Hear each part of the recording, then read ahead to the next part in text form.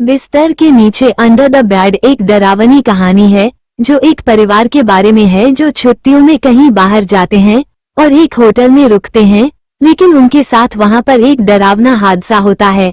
एक परिवार छुट्टियां बिताने के लिए कहीं बाहर जाते हैं और रास्ते में एक होटल में रुकते हैं जहां पर वे 2 कमरों को बुक करते हैं, एक पति पत्नी के लिए और दूसरा उनके बच्चों के लिए। जब वे अपने कमरे में पहुंचते हैं तो उन्हें एक दुर्गंध का एहसास होता है। फिर पति मैनेजर को फोन करता है और उसे कहता है कि उनके कमरे में कुछ दुर्गंध आ रही है और वह दूसरे कमरे में शिफ्ट होना चाहते हैं, लेकिन मैनेजर उन्हें कहता है कि उन्हें वह दूसरा कमरा नहीं दे सकते, बाकी सारे कमरे बुक है। फिर वह कहता है कि इस दुर्गंध को साफ करने के लिए वो किसी सफाई कर्मचारी को भेज रहा है।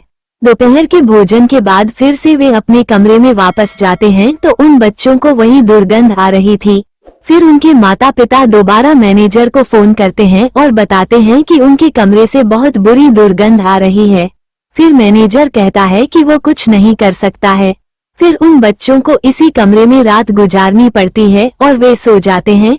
फिर सुबह उनके माता पिता उनके कमरे में जाते हैं। जब वे दरवाजा खोलते हैं तो उनको बहुत गंदी बदबू महसूस होती है। फिर वे देखते हैं कि यह गंदी बदबू कहाँ से आ रही है और वे कमरे की तलाशी करने लगते हैं और बाद में वे तौलिया, पर्दे, बिस्तर, कपड़े, गद्दे आदि की जांच करते हैं। फिर छोटा लड़का गद्दे को साइड में करता है तो उस छोटे लड़के को नीचे एक बॉक्स दिखाई देता है। इसमें एक बड़ा छेद होता है।